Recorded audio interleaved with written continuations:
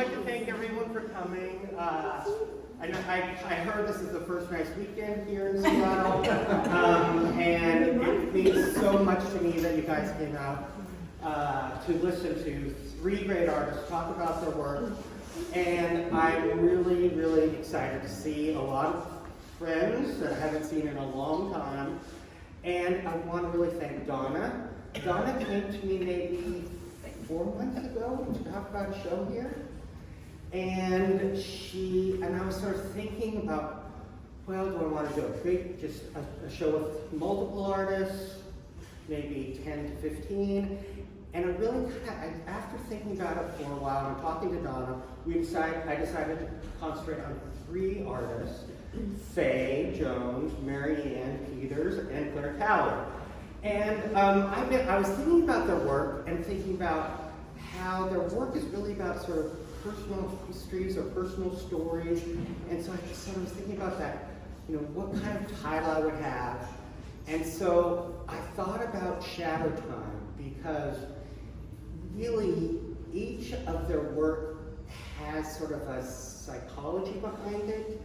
It's also like, I think time is sort of an element of it too, either looking back at history or thinking about family or thinking about memory. And so that's why I sort of titled it Shadow Time. And the way the show kind of came together, I just felt like it was just sort of, everything was sort of simpatico. Faye brought out these glasses, and I knew that Marianne had done the tapestry. Claire had always worked with sculpture, so there was diverse mediums, there were overlapping of ideas, overlapping of shapes, overlapping of colors. And so I found all these sort of interconnection between their work. And I was really excited when Donna and I were hanging the show together and we were talking about how it was going to look. And I'm really proud of the show, and I have to thank Donna so much for giving me this opportunity. One other thing that I think is so great is between these three women, they have contributed over 120 years of giving back to Seattle.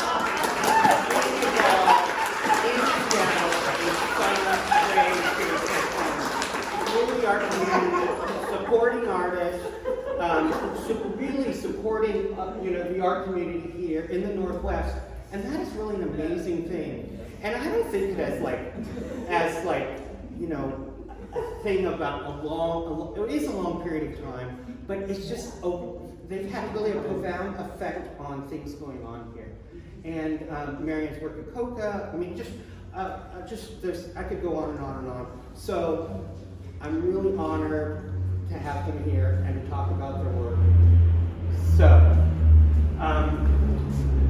one of my ideas is, when I was thinking about the show, I want each of them to talk about how you look at, what do you think about your position here in the Northwest and how you kind of think about sight and storytelling, and how you sort of weave that in, because even Marianne, even though your work comes, you look at histories in the Middle East, you still see it from a Northwest perspective.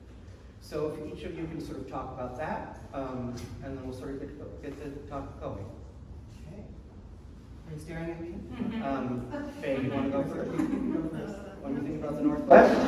Well, coming to the Northwest got me out of canoeing. That was a very important thing. Bob and I were at Regalo School of Design, and we had 2 children, and I wanted to get out of there. We had numerous relatives. They were always at our house on the weekends, and I actually understood that I would never mature in any way, least of all as an artist. And I think I was the more adventurous of the two, but he's the one that got the job. So he got a job in Ohio, and he got a job here, and we came here. And it's fair to say, I lived in Eugene, Oregon for a year, and I wanted to come back to this coast. So definitely in that, and I don't paint from here except recently. I mean, the paintings since Bob died actually are all, a lot of them are based on the trees that I look at outside of my bed, from my bed every morning. So, and then something happens to them. I mean, you know, I'm not a realist, so. Marianne? Well, I never intended to live here. I imagined that I would be here briefly just doing graduate work and then going back to California where I was living. And I happened to be taken under the wings of some of the kind of pivotal people here in, you know, work that was involved in computers and in performance and in painting and drawing, every discipline that we now take for granted. There were people here that were jump-starting that information and that attention. And that was Triangle Studios. I got pulled into Triangle Studios, and then I got my own studio, and it kind of goes from there, morphs from there. I was kind of honing, I suppose, at that time, you know, just out of graduate school, the ability to speak in public, because there were topics that were surfacing around censorship in the arts and around contemporary issues that were being sidelined. And I just decided that that was something that I could learn to speak to, and I ended up having that kind of privilege. The work I'm doing now is really about bringing into the conversation histories and dismissed histories that would never be part of the vernacular of multicultural discussions in this city. And I think that it's because it just isn't something that's on the radar of what has been decided as interdisciplinary or intercultural discussions. And I went to Lebanon and to Syria in 2010, and I realized then that the only thing I had about those areas was nostalgia and food. So I thought that's not enough. I really have to teach myself more about this area. And frankly, because Jim was willing to follow me there, in 2015 I did an exhibition that was, I said, there's not going to be, there's no synchronicity to this work other than the title. And the title was What Stays the Same Is Never So. And he went with me there, and we did a full gallery exhibition that was every facet of my learning curve at that time. And what you're seeing here is just a culmination of that beginning. Yeah. There's so many things I'm already thinking of just listening to this wonderful talk. But I was like thinking about Seattle, all the places I've lived. I think my work always ends up being about wherever I am, just because it's a lot of just looking around me and seeing little things that just happen to be there. And I love that idea in some ways that there's just one kind of thing that connects everything that might, so that got me thinking about that. But place, like I was in North Carolina when I grew up, and then I went to college in St. Louis, and I think I made work about wherever I was and wherever I was, and then I moved here and I just ended up making work about wherever I was here. But the things that I started to realize in my work that changed here were related to nature. Like, I think Seattle in the Northwest has this really interesting, complex kind of strange relationship with nature, where it's like everyone loves it. I hear a lot of people, and I do this too, say, oh, the nature's amazing, but, and so it's like there's these lingering other things that are, there's a tension between the beauty of the region and then things about access and who gets to see it, and so that has always been really interesting to me, like the bits of nature and how they connect to kind of like a daily mindfulness, and then also color, which I think my work has always had a lot of color and then got even more colorful in reaction to it being so gray here, and so neutral and a lot of neutrality, that it was like I noticed color, right? Like so much more, or subtleties in color even. And so, but I'm looking at this amazing piece of your space, and like you've got this way of pairing grays and color that feels very much like what happens, I think, too, here. And yeah, So I know I'm rambling because you got me thinking about several different things, like literally where I live, why it matters, and then. Well, I think maybe we should talk a little bit about color since you brought it up, because each of you approach it in a different way. And Faye, can you talk a little bit about, I know the trees especially have been very colorful in the last few years, but you've always used a lot of color in your work. Can you talk about your work, why you particularly use color? I think people, I'm asking for it. When people look at my work, they just look at the images. And people say, well, where do you get your ideas? I said, that's a cinch. They come, there's lots of ideas. But actually, when I'm in my studio, I'm actually the images, which I think are, in some cases like in that, are pretty strong, are kind of come very easily, and the work is to do with the paint and the color. Even though I work on paper and I work in acrylic, so that's like 2 X's right there, on Syrian. Basically, I spend a lot of time just trying to make things work, and not the story, but the color, I guess is the colors. It's complicated. Every once in a while, I look at a painting that I finished, in quotes, and there's something wrong, and it can be as simple as one color. You just wipe it out and you think, and I don't know if I'm right, we all see things differently, so I don't know if I'm right. And Marianne, you also have a very specific color palette that you like to. You love the earth tone.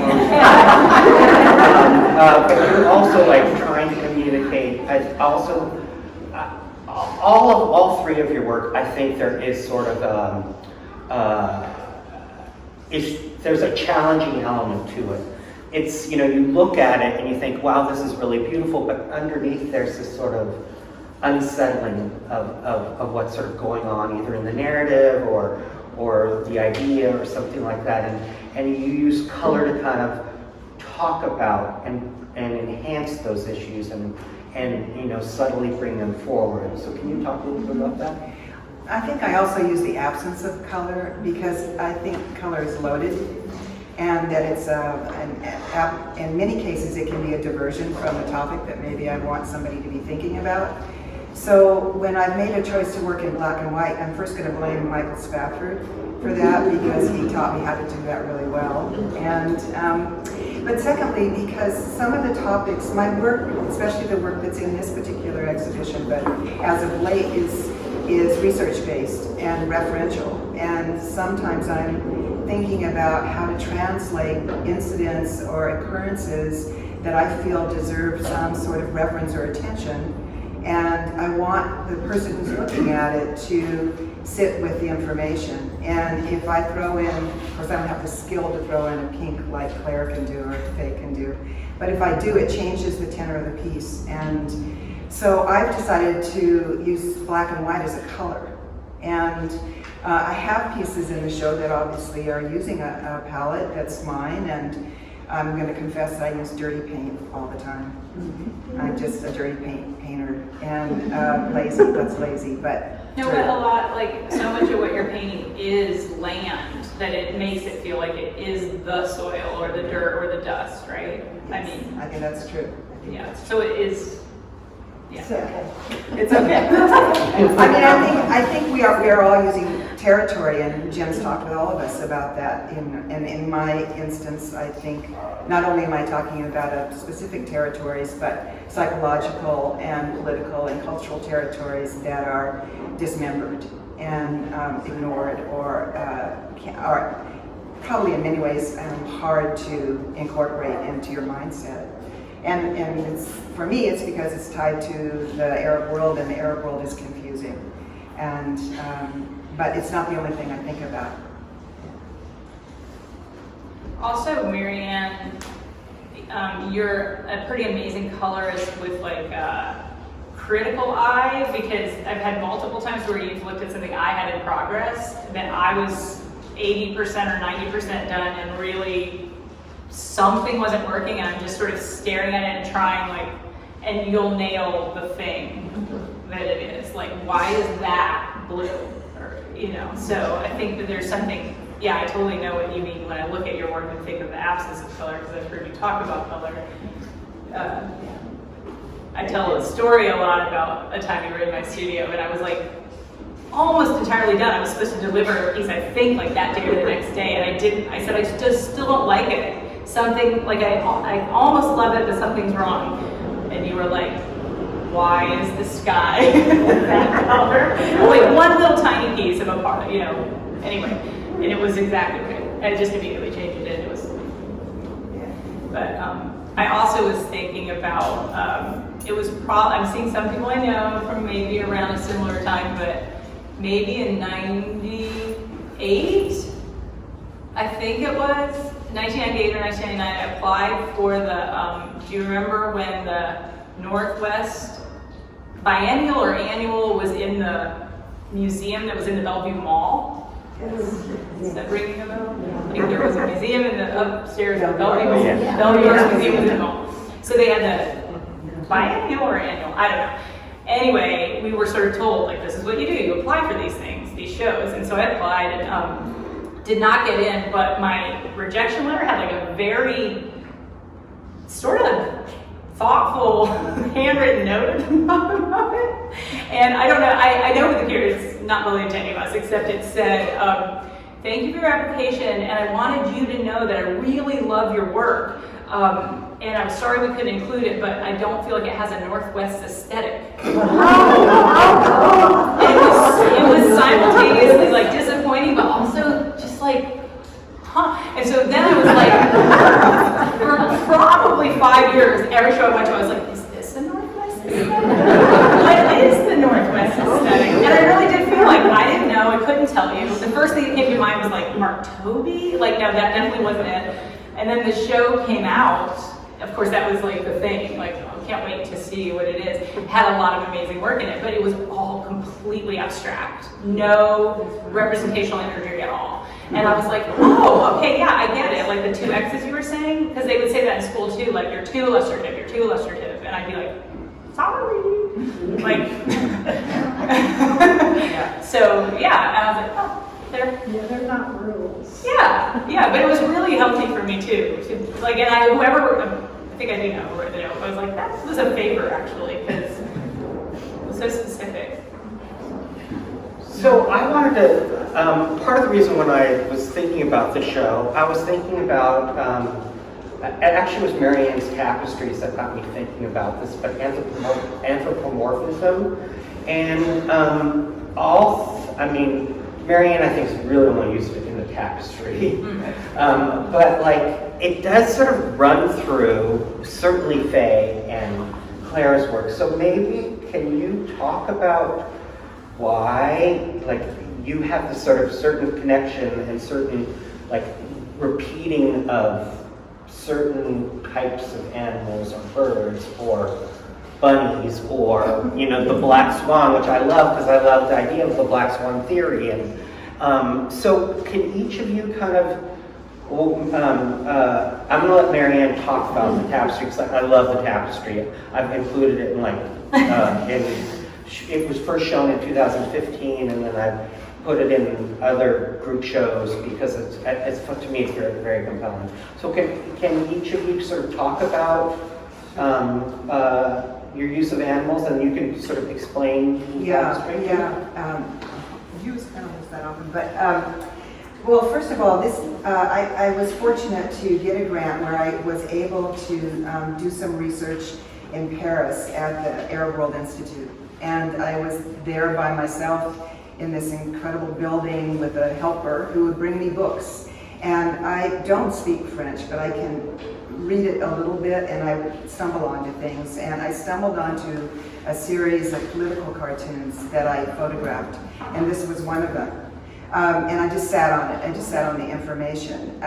This original image was tied to the Napoleonic Wars and kind of the infiltration of France into North Africa. And and the Sphinx, or she is somewhat of a Sphinx, she was just overrun by soldiers and buildings, and I thought, you know, there's something to this image that could be more universal. So I started editing it. I just, you know, believe it or not, white out, and I kept printing it out and whiting it out and printing it out and whiting it out, and then digitally adjusted it. And the piece is called History Lesson, and I think that it just is apropos to a lot of circumstances. And there were things about the histories I was uncovering too that I feel really torn sometimes, because I feel like that's information I would like to share. I mean, the French did some pretty nasty things, and particularly in terms of the time of the Spanish Civil War and taking refugees from the Spanish Civil War and then incarcerating them instead of helping them all over North Africa and in France. And my friends who have French backgrounds knew nothing about it, I knew nothing about it.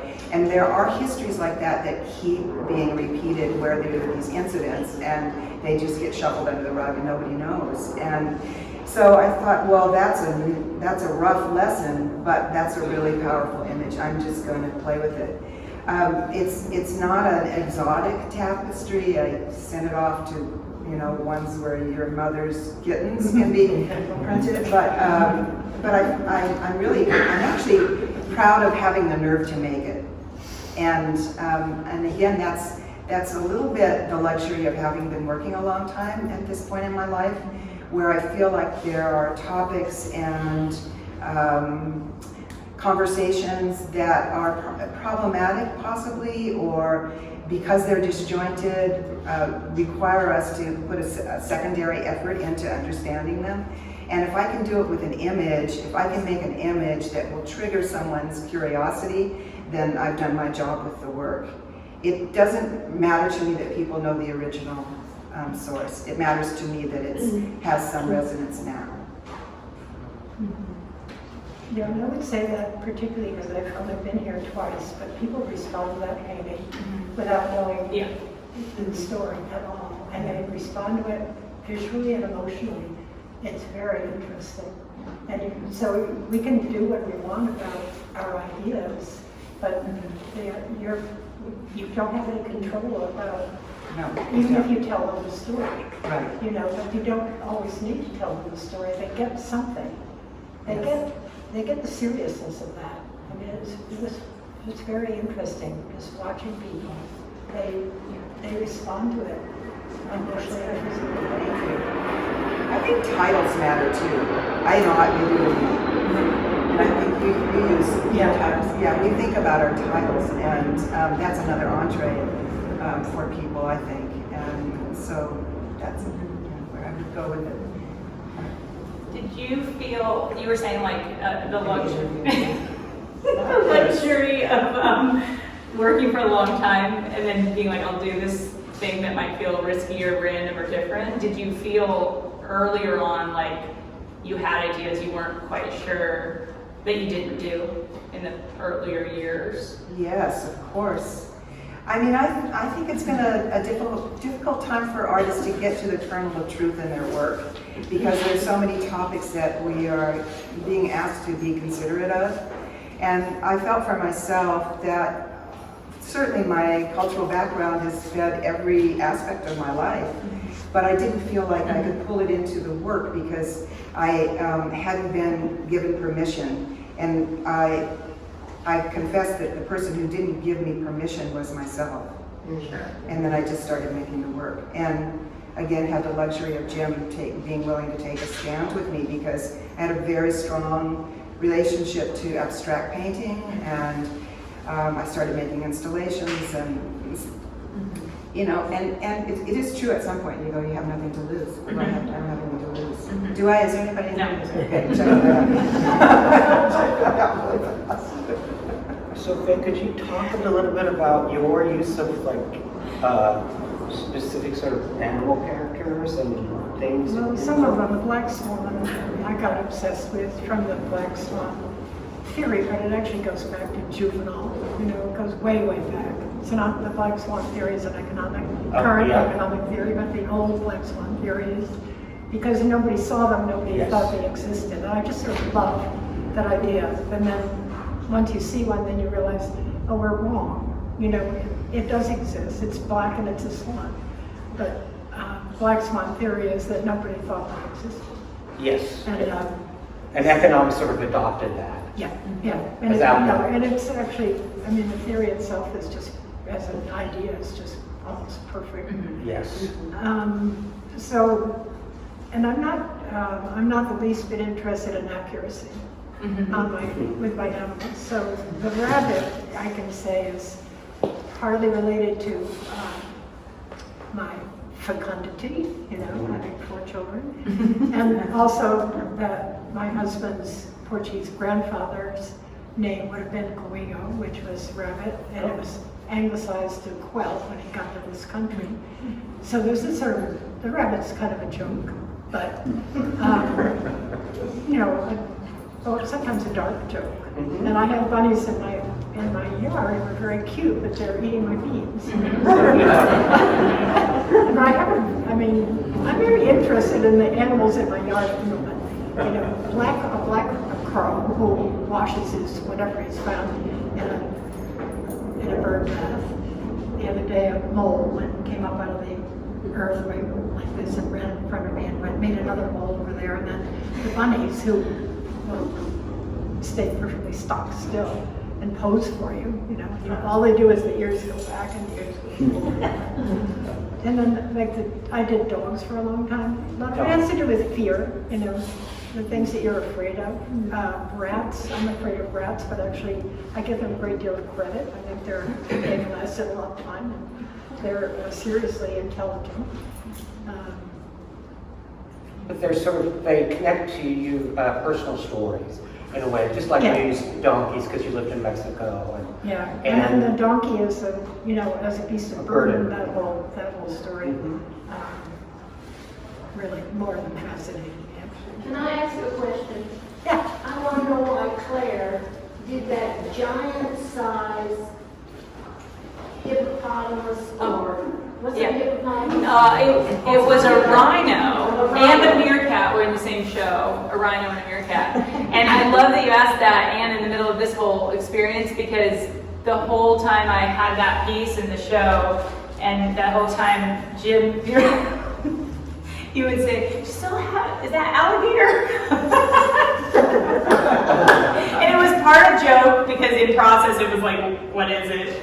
And then part just right. But yeah, it was a kind of similar story in a way to the Swan story. It was just pulling kind of different stories that happened going back when people didn't believe rhinos existed. They thought they were mythological, right? To then kind of like, no, we're hearing these accounts and we're believing the accounts. So we still haven't seen one, but we believe they're real. But then the drawings that kind of got passed around were Durr made that very famous engraving. And it was like they were so many times removed that the story of what it looked like in the drawings, it would have like armor, right? Basically, it would be like this fierce, fierce thing with like armor and all these. It was like so many steps removed from the truth, but it was the thing that also proved that it was true. It was like, this person said they saw this thing and they described it and an artist drew it and so forth. And then there was Clara, this rhino that was brought around to like the Americas and around various, I think Europe, and just kind of on a ship, brought around like a caged animal to prove that rhinos existed. So stolen from her mom in Africa, and then shipped around and so it is sort of related, because it was like this thing of thinking about oppression and how we use animals. We think we're better than animals and all that. And just, that rhino had a horrible life, obviously, but also became the way that people realized what they really looked like and what they really acted like. So it was, maybe I'll just say, I guess that is something. I'm also not necessarily interested in truth, which might be a sort of difference, because I think a lot of your work, I almost see, it has this beautiful poetry, but it is kind of heartbreakingly trying to truly get at a reality. And I think I'm probably because I have a terrible memory in general, and I misunderstand things, and I'm always kind of like not like, always have been a little off myself about what was really happening. I've become very fascinated by like the inconsistencies and the misunderstandings, and so that story was kind of like that too. Like what happens when... But you made it so big. I made it exactly life size. Yeah, I mean, Yeah. paper mache, it was Yeah. mind-boggling. Oh.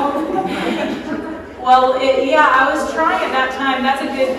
Yeah, well, I guess the one thing that was like true was I did actually find out her size and made it exactly her size. And a lot of people would say that seems too small for a rhino, but it was, I think she was super malnourished. She was stolen when she was so tiny, and then, anyway. But yeah, giant paper mache. I love giant paper mache. And also, like, you brought up the Meerkat too. At that, for that show, Claire was very interested in community and how, you know, people are solitary. The rhino is a very solitary animal. The meerkat is a very social animal. So it talks about, you know, like, and I think you had like other animals and trees in the watercolors, drawings, yeah. or something like that. So it was really about, not only was it about Claire, but it was also about, you know, creatures that tend to be solitary, or like humans that tend, you know, like some people are, you know, more, you know, social and other people are not. So it talked about those ideas too. Yeah, I would say like a lot of people read a kind of folklore or fairy tale sort of thing, and there's been a couple times I've tried to deal with that, that kind of narrative. But I do think maybe more often than not, it's just they're picked for their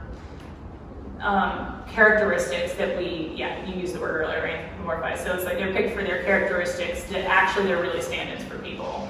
Like, I think, who doesn't like something about animals, right? And so like I'm also fascinated by like the long history in art. So these things that are cliches because they've been around for so long, but then they have meaning, and then they sort of go in and out of fashion, but they're always, there's like something there. I had a show in Portland of the whole show were just these little birds on these strange objects. The month that whole Put a Bird on It thing came out in Portland. It came from Portland. It was like a TV show joke that got aired when I had a show of birds on little random things. And so there was like a moment of being like, wait, what? Well, that's not good. Like you don't want to be so zeitgeist, you know, you don't really want to be. And then the gallery was kind of like, oh, that's too bad. But by the end, I was like, that was so awesome. It's so dumb and like accidental, and you know, I didn't do it again, but I got okay with it. Like whatever, there we go. Because and I do think we clash up against, like you were saying too, like there's a lot of animals that I love to draw and I love to look at, but I don't really like in real life. And that seems almost cruel and weird. But I'm a little bit more interested in how they represent a dynamic of how people interact. But yeah. So another thing that I was, when I was installing the show and talking to Donna about this, all the work here, I was thinking about family. And even I think Mary Ann's work connects to her family because of her family history and her interest in sort of going back and thinking about migration, which your parents did, emigrate here, through your grandparents. But like Claire's work, like in the piece Mind Map, the large and unframed piece on the wall, there is a little photograph here of a family, and like I also love that Faye's glass piece is about family. And so there is sort of this weird, not weird, but amazing connection about family and friends in your work. And you really kind of, Marianne, I really think started maybe with your installation Find the Syrian Boys, when you were thinking about family and you were still making abstract work, right, but you really started thinking about your family history.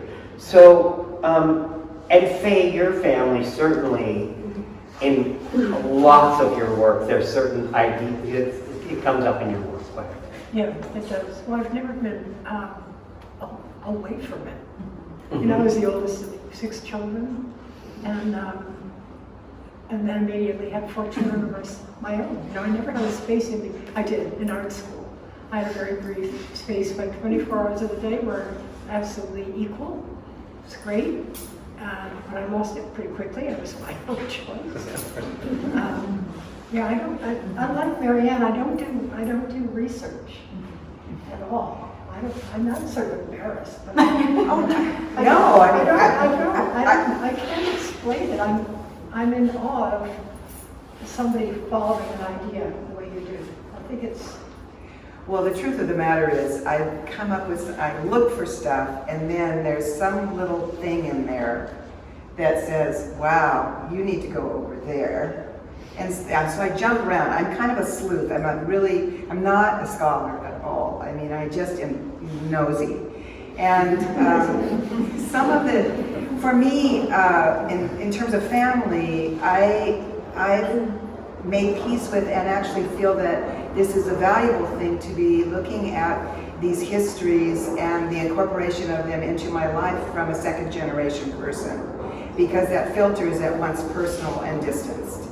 So if you use that as your litmus for making decisions about what histories you might want to follow, then you give yourself a little latitude in how you interpret it, or at least that's what I think I'm doing. And my own family, the piece that Jim referenced is a piece called Find the Syrian Boys that was commissioned by the Bellevue Art Museum in 1992. And nobody ever asked me to do anything around that kind of work ever again until the last 7-8 years. And that piece was based on a letter that my grandfather wrote to my father, who had gone away to college. My father got a scholarship to Yale, and he had gone away, and the letter is all about, do you need anything, do you have money, do you have shirts, whatever. I'm so glad you met this professor that has some understanding of Beirut, and he kind of goes into it. And then at the end of the letter he says, I know it's really difficult, but if you can, please find the Syrian boys. And what it was is, please find the people that understand you, that would be empathetic to the way that you might move in the world, so that you'll be safe. And I've thought about that for years, because I have a family that's like that. We're always checking in with each other to make sure that everybody, no matter what you're doing, has some level of comfort and feeling of safety. And that's a luxury I'm well aware of, and especially as I've tried to educate myself further about these collisions of histories, because the sources that I use are really trampling over a really tiny piece of earth. Lebanon itself is a little tiny place. So what becomes interesting about it is, how come everybody wants to stand there? What happened there that people need to go through there and invent whole civilizations from just this one little plot of land? I do think about land around a lot. I do. I think about territory as something that's actually more intuited by most of us, either psychologically or physically, or you can reference it with a memory someplace.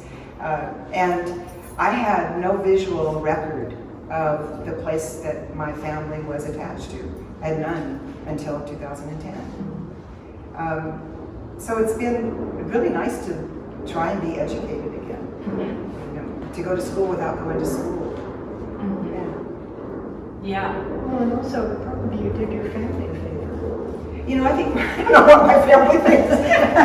My Well, in the long run, they may not know it, Yeah. but it's always interesting when somebody in a family is curious. Yeah. I just think so many are not. Yeah. That's right. Your family's very curious about your work, or a good portion of that. I think they're It's a glad. whole entourage. I think they're glad that I have something that keeps me busy. But they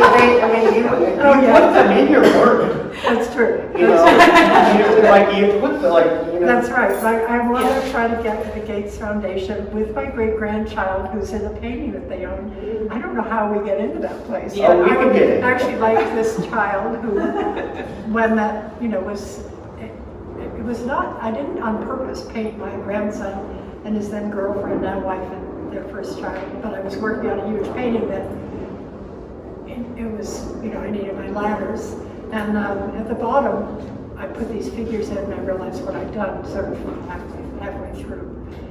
So, yeah, I have. But you also. Yes, I do. You also, like, when your sister passed away, That's- that was, yeah. you did a body of work on that, and your brother too. I've done memorial paintings for, Yes. unfortunately, for a lot of my family members. Yeah. Yeah, you're right. And they're not accurate. They're not portraits of the people. They're portraits of my relationship with Yeah. my family. So, yeah, I sometimes I forget that. So, yes. And Claire, you always have sort of Yeah. inserted them. Yeah, I mean, all And the- even the vessels here were response to Donna. Yeah, that's true. Friends, that's right.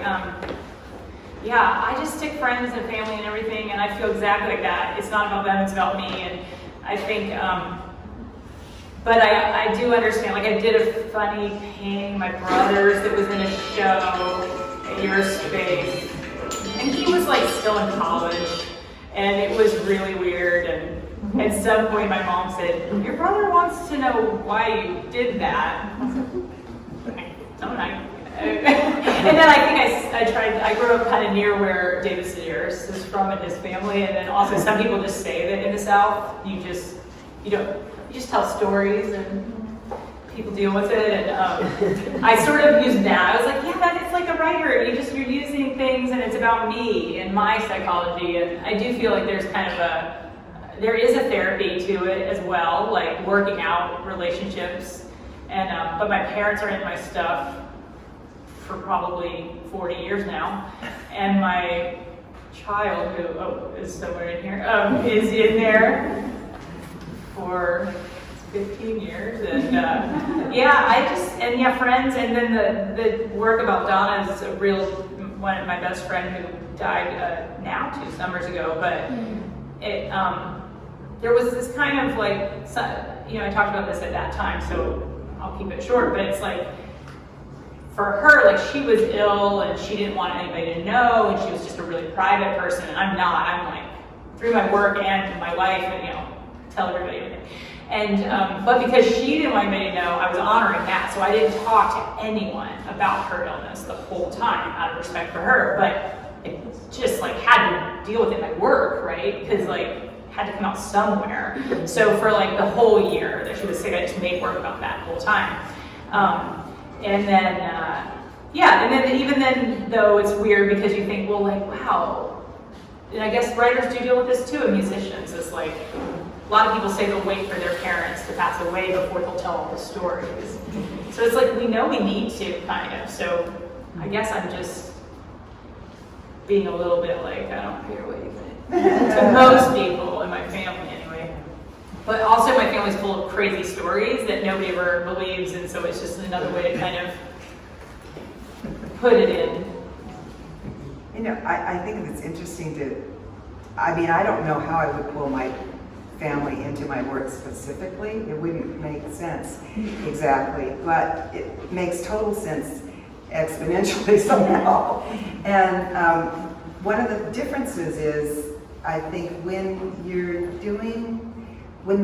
the tendrils of your work are invested in something that actually is in real time, the possibility of real time and cultural real time, you have to think about whether or not that's going to cross over somehow into some living person's life in this moment, who might, because so many of the things I've touched on are tinged with some sort of tragedy or compromise. And so sometimes I haven't made work because I thought, that person's family is alive somewhere and could come across this, and it's not my place to be the courier of that experience. I need to think about that.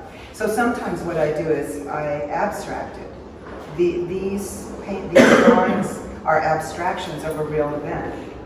And I think that's a way for me to grapple with information and also hopefully honor my family indirectly. Yeah. Okay, well. Do we want to ask questions or? Mary Ann, can you talk about that piece? Yes. A little more, please? And what's the title of that? That piece is called This Trembling Turf Down Deep. Down beat? Down Deep. Down beat, okay. There are 10 of those pieces. This is the 9th of 10. And I started making them because I was in Beirut and I had a chance to be working in a place called the Arab Image Foundation, which if you don't know about it, you want to know about it. It's like all these photographers around the Near East that have made it their commitment to make sure that nobody forgets what that place looks like. And there's like over 600,000 images there. And while I was there, I happened to read in a very short, really not even a paragraph, a line that referenced to the possibility of a mass grave under a golf course in Beirut. And nobody would verify it, you know. And so I thought, well, okay, no, obviously I'm not going to go there because that's too loaded, and it's probably very possibly true. But it made me think about how do you find things underground? You know, what is the task of uncovering histories, or where do you locate the records of a cultural experience or a civilization's experience that nobody has come across or has decided not to look for? So I started looking into forensic anthropology and forensic archaeology and looking at their devices. And what it came down to is that they use a device like a sonogram that just skims the earth, and where there's something solid, it pulses. So all the pieces, except for the very last one that's now in my studio, have a place in the drawing where there's a pulse. And this trembling turf just made me think, it's everywhere, it's everywhere. The land we stand on has deep, deep histories, and we can't see it, we can't get at it. Before we go, I also want to maybe talk about materials kind of in a way, because I think there are a number of artists here. And I think, you know, choosing certain materials, like Faye, you've really worked on paper your entire career, except you have done a few things on wood panel. Yeah. And Claire, you like paper is like your chosen medium, and paper is so kind of unforgiving in a way. And just like you use clayboard, which absorbs that pigment too, kind of like paper. And that is a little bit more forgiving because you can wipe off the surface a little bit. Yes. But there is remnants of the mark below. And you then, Faye, you, like Claire, also use collage quite a bit in your work. Well, I like the fact that paper, I mean, basically, I hated working on canvas when I was a student. It's like chalk, you know, fingers on the chalkboard. I've never liked canvas. And there's something about paper. You can burn it, you know, and you can draw All it. three of us, You yeah. know? We hate canvas, all three of us. It's like a barrier to it. It feels like a... You can rip it. I mean, it just paper. I find paper very forgiving.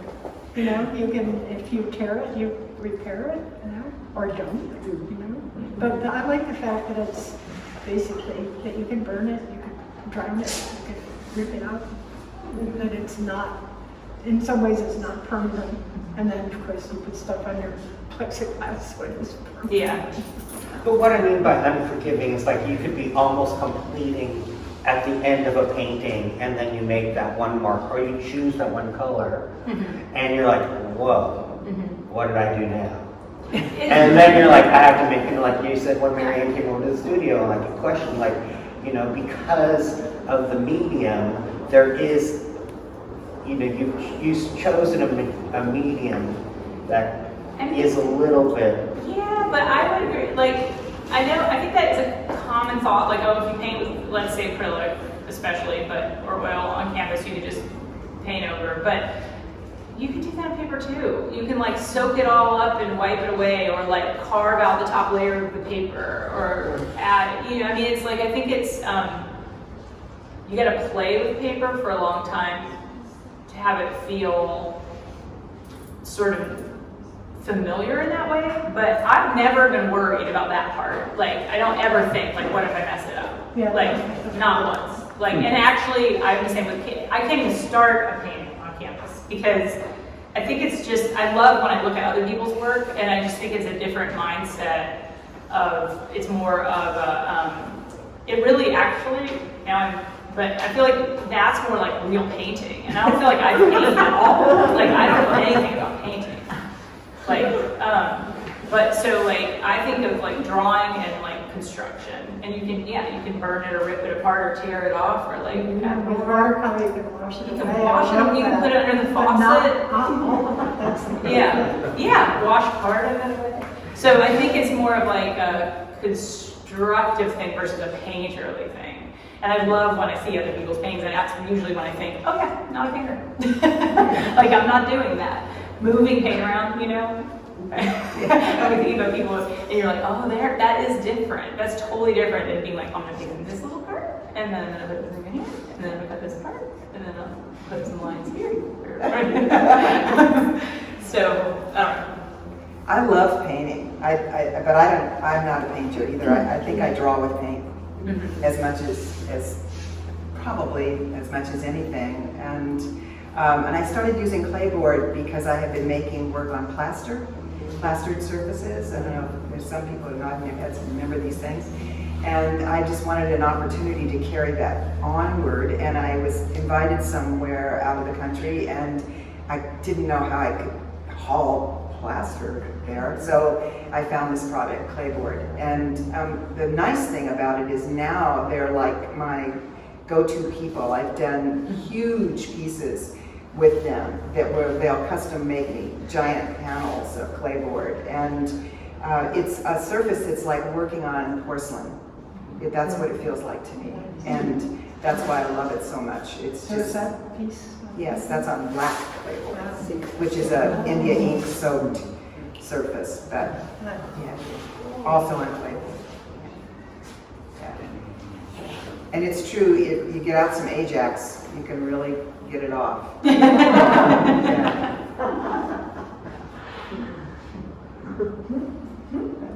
Any other questions? I was just curious about your comment about how hard it is in this time for an artist to find their truth, and kind of what you mean by that, because I personally believe we're in a time where we're all being asked to find our individual truths as deeply as we can. So just, we're the older generation. We didn't hear what she said. I was curious about what Mary Ann said about it being a hard time for an artist to find their truth. And then I was commenting that I feel like we live in a time where we're each as individuals, kind of no matter how old we are, but as being older, like really find our truth.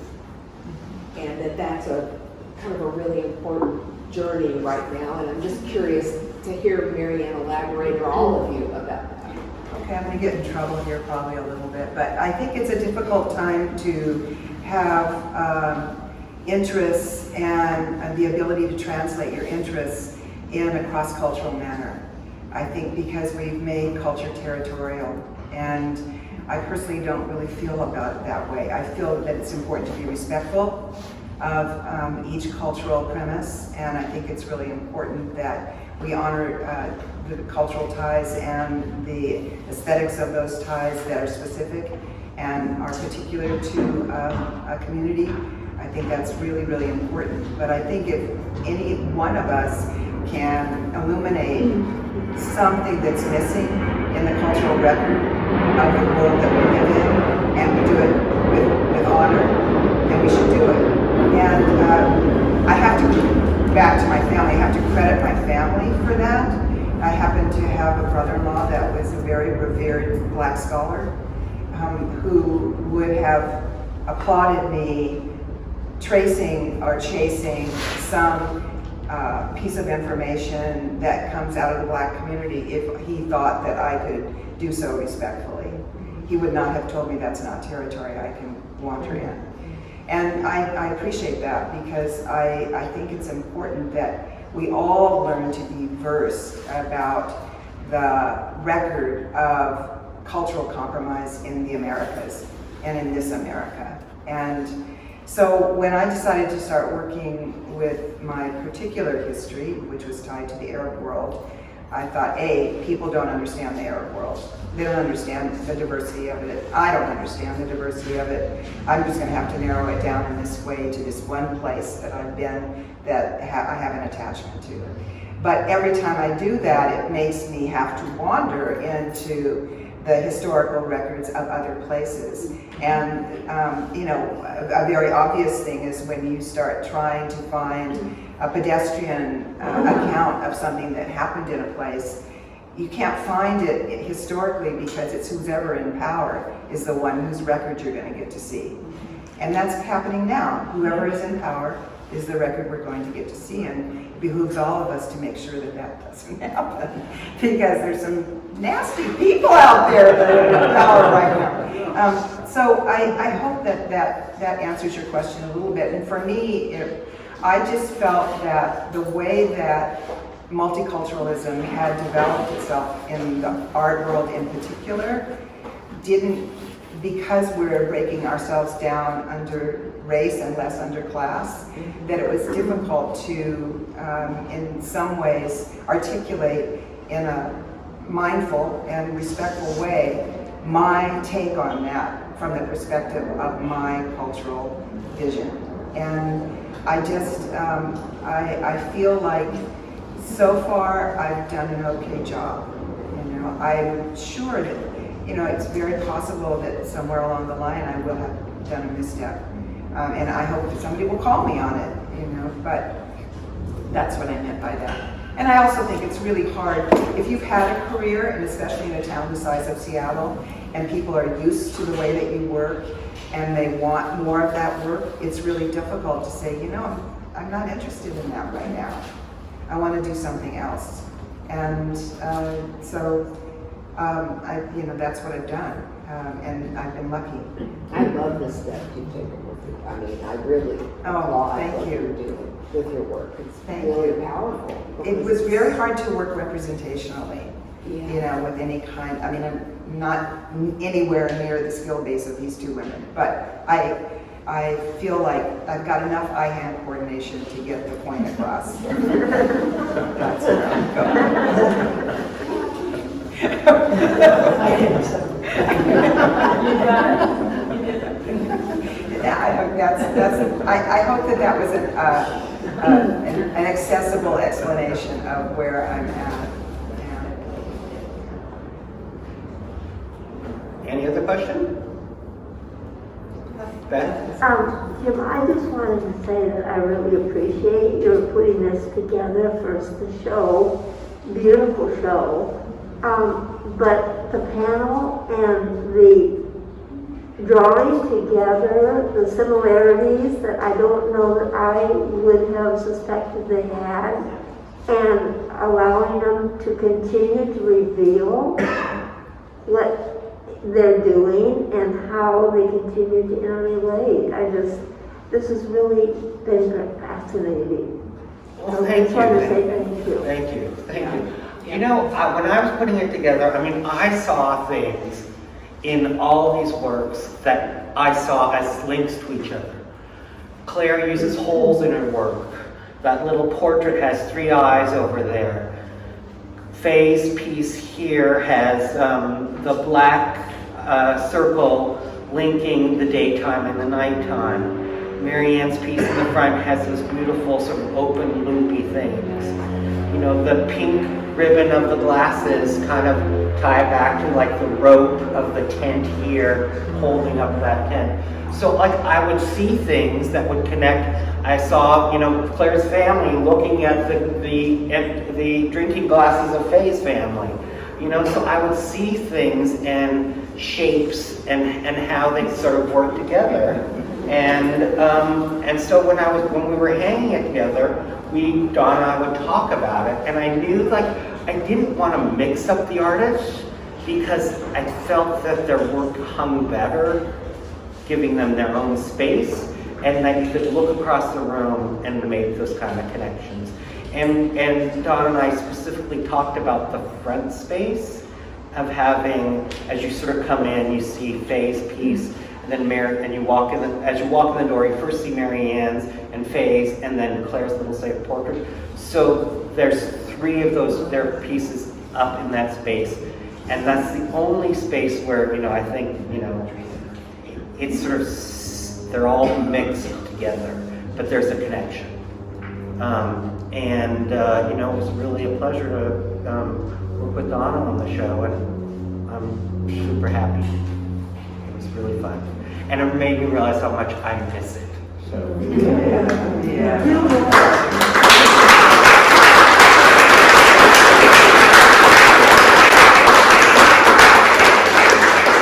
So, any other questions, or? Well, I just want to say that being able to be in a show with Faye and Claire, are you kidding me? Each of them said that to me. Yeah, they were like, oh, we're in the show Also, together. just, you know, the 2 years of COVID, it was such a positive, it was the most positive thing that's happened, I think. It was great. Thank you, and both you and Donna did such a good job. I mean, the fact that 2 people who have galleries can work together. Yeah. That's so true.